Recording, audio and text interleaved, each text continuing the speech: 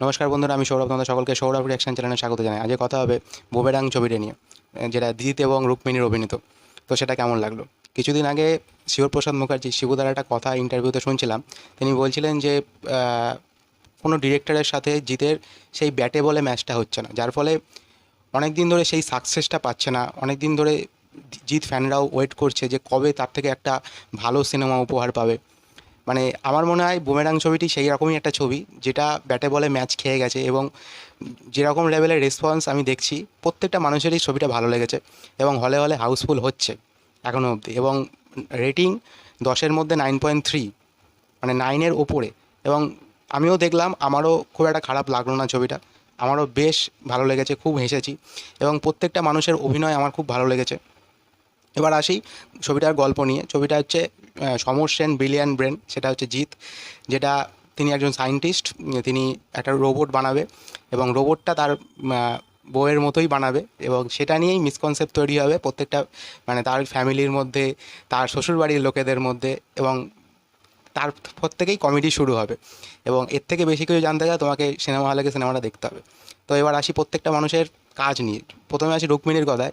মানে শুভশ্রী বলো, কোয়েল মল্লিক বলো, শ্রাবন্তী বলো, এর পরে পরবর্তীতে একটা টলিউডে কিন্তু মানে একটা অভিনেত্রী সেরকমভাবে আসছিল না।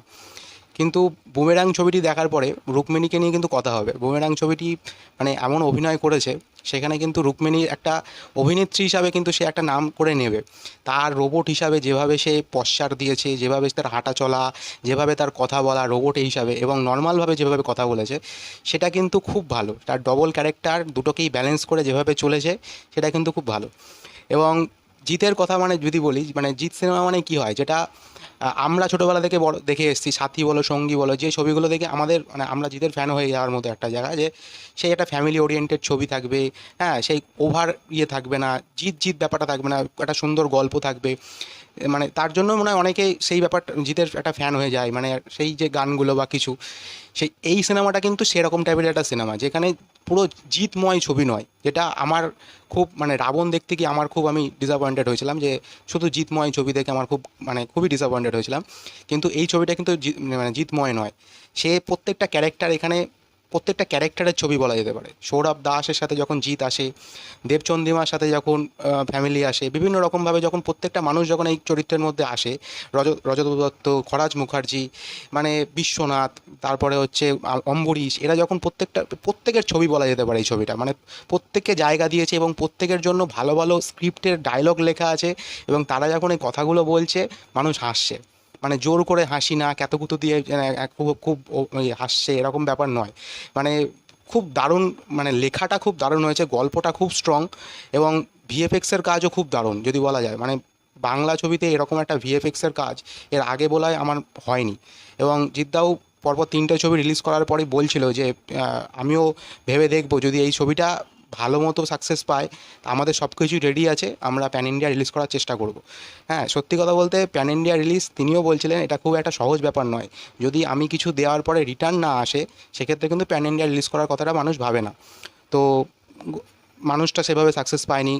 চেঙ্গিস মিডিয়াম ছিল, কিন্তু বুমেরাংটা এখনও অবধি কিন্তু মোটামুটি সব হলেই হাউসফুল যাচ্ছে। এবং জিদ্দার ভাবা উচিত যে এই সিনেমাটা প্যান ইন্ডিয়ায় নিয়ে যাওয়ার কথা, কেন এরকম কম বাজেটের মধ্যে এরকম ভিএফএক্সের কাজ দিয়ে, আর কমেডি জনটা খুব সুন্দর কমেডি। মানে খরাজ মুখার্জি যখন আসে, খরাজ মুখার্জি এমন একজন অভিনেতা, তাকে যেখানেই ফেলা হয় সে তার নিজের জায়গা করে নেয়।